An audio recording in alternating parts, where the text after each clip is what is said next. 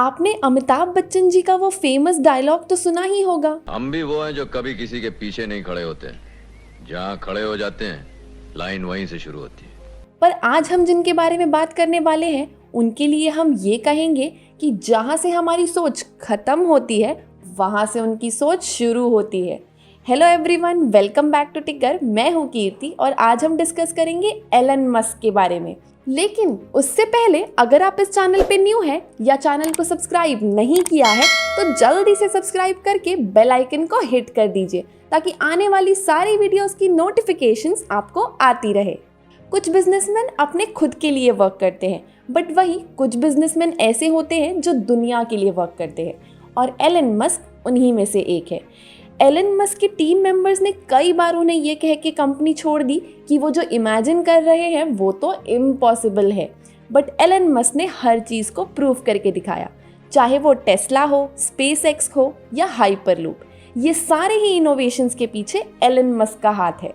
ये सारे ही इनोवेशंस उन्होंने सडन नहीं किए थे, वो ये इसलिए कर पाए क्योंकि उनका बचपन से ही बुक्स पढ़ने में और कोडिंग करने में बहुत इंटरेस्ट था। और क्या आप सोच सकते हैं, जब वो 12 साल के थे तब उन्होंने खुद से ही एक वीडियो गेम डेवलप कर दिया था जो उन्होंने $500 में सेल किया। उनकी जर्नी तब स्टार्ट हुई थी जब उन्होंने कॉलेज में एडमिशन तो लिया लेकिन 2 दिन में ही ड्रॉप आउट कर दिया क्योंकि उस टाइम यूएस में .com ट्रेंड चल रहा था और वो नहीं चाहते थे कि ये अपॉर्चुनिटी उनके हाथ से जाए। तो बस फिर क्या था, एलन मस्क और उनके भाई ने मिलकर एक वेब सॉफ्टवेयर कंपनी स्टार्ट की जो कि न्यूज़पेपर्स को हेल्प करता था सिटी ट्रैवल गाइड्स प्रोवाइड करने में।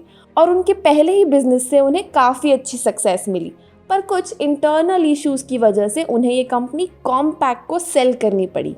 पर ऐसा हो जाने के बाद भी उन्होंने हार नहीं मानी और इस मनी से उन्होंने एक दूसरी कंपनी स्टार्ट की जो थी X.com, जो कि एक ऑनलाइन बैंकिंग कंपनी थी। और इस कंपनी के पीछे भी मोटिव ये था कि उन्होंने बैंकिंग का फ्यूचर अच्छा बनाना था।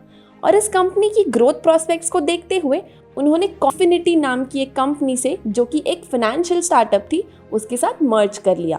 और ये मर्जर सक्सेसफुल हुआ दोनों ही कंपनीज के लिए क्योंकि इस मर्जर से बना पेपाल और एलन मस्क को पेपाल का सीईओ बनाया गया। बट वो सीईओ ज़्यादा टाइम तक रह नहीं पाए क्योंकि एलन मस्क का पेपाल के को फाउंडर्स के साथ झगड़ा हो गया था इस बात के लिए कि मस्क चाहते थे कि वो अपने सर्वर्स को फ्री यूनिक्स ऑपरेटिंग सिस्टम से माइक्रोसॉफ्ट विंडोज़ पे शिफ्ट करे।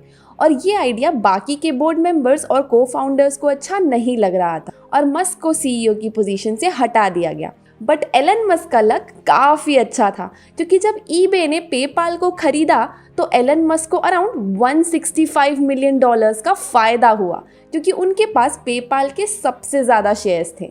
और यहाँ से उनका ड्रीम प्लान स्टार्ट हुआ जो कि थोड़ा वाइल्ड था। मस्क चाहते थे कि वो माइस और प्लांट्स को मार्स भेजें।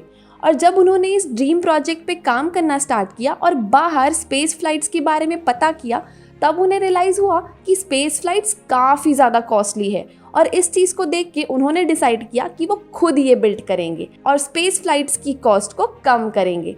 तो जो फ़ायदा उन्हें पेपाल की सेल से हुआ था वो अमाउंट मस्क ने स्पेस एक्सप्लोरेशन टेक्नोलॉजी, जिसे हम स्पेसएक्स के नाम से जानते हैं, उसे स्टार्ट किया। और 1-2 साल बाद टेस्ला स्टार्ट हुई।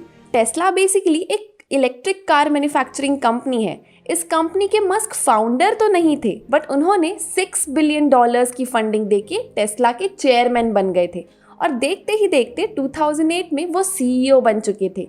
बट जैसा कि हम सब जानते हैं यूएस में 2008 में रिसेशन आया था और उसका इम्पैक्ट टेस्ला पे भी काफ़ी ज़्यादा पड़ा था और मस्क को अपनी दोनों ही कंपनी स्पेसएक्स और टेस्ला को बचाने के लिए बहुत स्ट्रगल करनी पड़ी।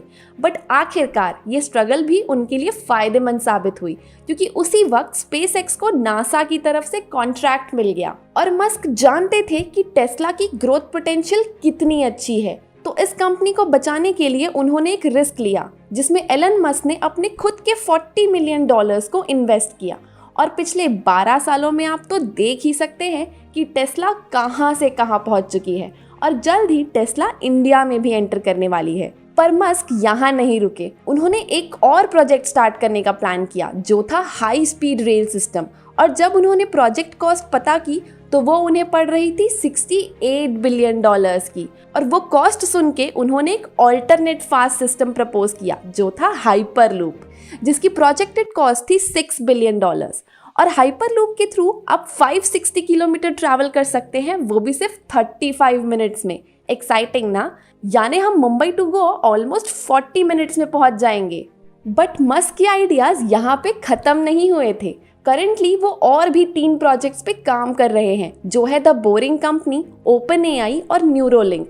ये सारे ही प्रोजेक्ट्स कहीं ना कहीं हमारी लाइफ को और भी आसान बनाने के लिए किए जा रहे हैं। अभी तक हमने जितनी भी चीज़ें डिस्कस की, हमने ये देखा कि एलन मस्क एक नॉर्मल बिजनेसमैन तो बिल्कुल भी नहीं है। वो उन चीज़ों पे वर्क कर रहे हैं जिससे पूरी दुनिया को फ़ायदा हो सके, और वो इनोवेशंस और क्रिएटिविटी से बिल्कुल नहीं डरते।